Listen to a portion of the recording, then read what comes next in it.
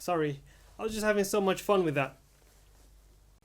Before I start my lesson, I'd just like to tell you what I heard recently that kind of stuck into my head. It goes like this. They said it couldn't be done. He tackled that which they said couldn't be done, and he didn't do it. Now, sadly, normally this reflects reality. However, I would like to encourage you today that you can learn to play the piano. Welcome to Easy Peasy Piano Lessons, where I'm going to break down everything that you need to know about the piano in order to get playing as soon as possible and as quick as possible so you can impress your friends, your family, or for whatever other purpose you want to learn the piano for. Maybe it's monetary gain, maybe it's to be part of a band, or maybe you want to just give a performance. Let's start with this. Have you ever noticed how a musician plays the piano? Or shall I say, how a concert pianist plays the piano? He is reading music from the sheet music, and he is also playing the piano with his fingers. And then you can see as he's swatting at the sheet music feverishly as it's time to turn to the next page. And then he's back again reading music and he's playing the piano. This looks difficult because it is difficult. You see, this pianist has learned 3 skills. He's learned to read sheet music, he's learned to play the piano, and he's also learned to do both at the same time. However, what we're going to do in this course is interesting. We're going to learn how to play the piano by ear. That means we won't be learning how to read the notes on sheet music. Learning to play the piano by ear has several advantages. Of course, one of them being that you don't have to carry a big bag of sheet music around with you everywhere you go. And trust me, that is an advantage. I've been through that being classically trained at first. Also, most songs, I'd say about 90% of songs, are based on very simple chord structures that you can learn. And most of them follow the same patterns and are very predictable. Or shall I ask you a different question? Have you ever seen a guitar player reading sheet music? I haven't, have you? You see, guitar players have mastered the skill of playing by chords, or if you like, by ear.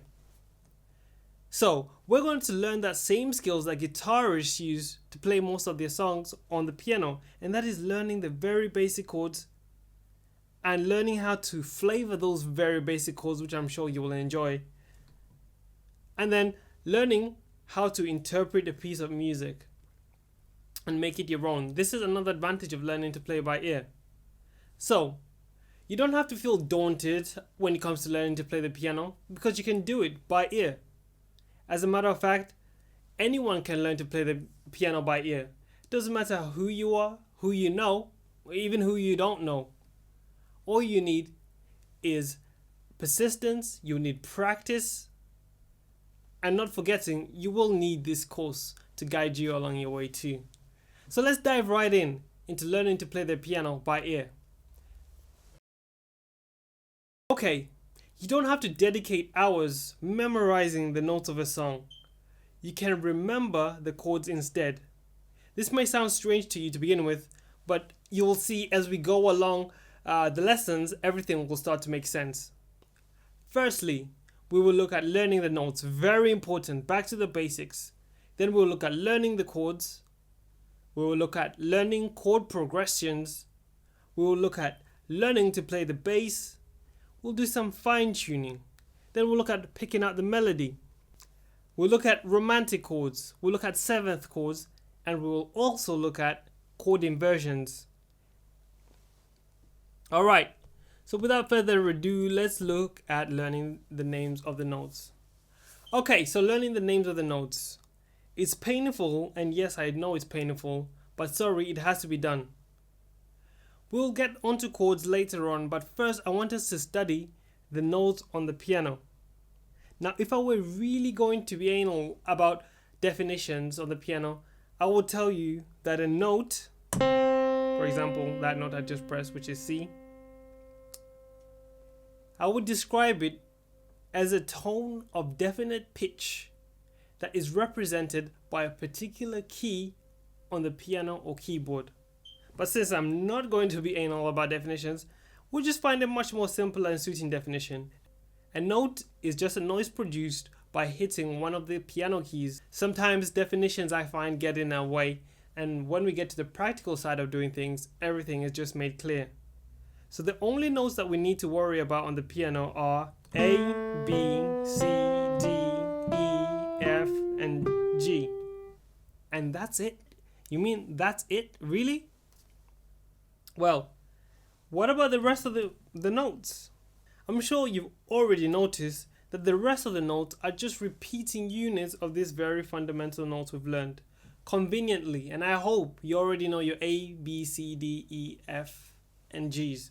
A, B, C, D, E, F, G. A, B, C, D, E, F, G. A, B, C, D, so on and so forth. Very, very simple. Now, we're going to look at our first diagram. When you look at the first diagram, you will see that I have labeled the names of the notes onto the keyboard. Finding C. This is how I started.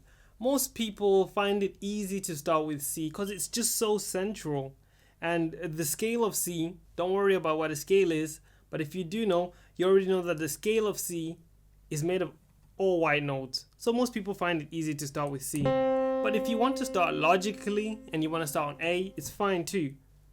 C is found on the left of the two black notes. And from there, you could work out D, which is in between the two black notes, and E to the left of the two black notes. F, G, A, and B. One more thing before we wrap up this lesson is I want to explain to you what a sharp is and what a flat is. A sharp is any note going forward from the note that you start on. Let me explain. We have C, for example. If I say C sharp, would be the next note going forward, which would be this one. That is C sharp. Okay? Also, you need to know the order of notes on the piano. We go from C to C sharp to D to D sharp, that's correct, to E, then there's no black note in between here. So the next note up would be F, which can also be called E sharp if you want. Remember, it doesn't have to be a black note, it's any note going upward. So like, if we go back to C, and I say C flat, a flat is any note going downwards, so C flat would be a B. C flat, it's also a B. Now you see, these notes have multiple personalities, kind of like multiple personality disorder. This here, what is this? An A sharp, or is it a B flat? Doesn't matter. As long as we all know what we're talking about, you can call it an A sharp or a B flat. I tend to have, most musicians have different ways of naming their notes, or like they have different favorite ways of calling out their notes so that the whole group knows. Some would refer to this only as F sharp, and that is only as A flat. This is what I do, but it doesn't matter if you want to call this G flat and you want to call this G sharp. Doesn't matter really.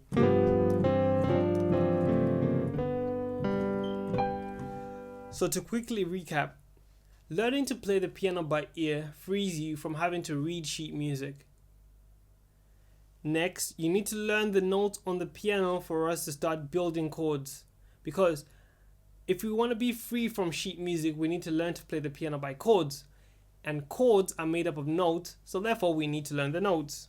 So your homework is to go and memorize all the notes on the piano, all the white notes on the piano, so that you can just tell by looking at where the note is positioned in relationship to the black notes what note that note is. For example, quickly, what note is that?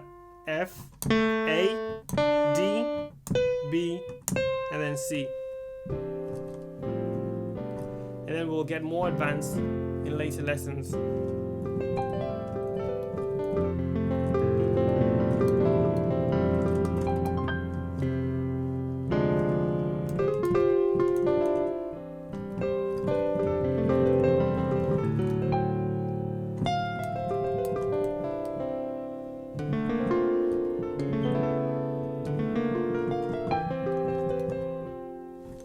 Thank you very much for watching.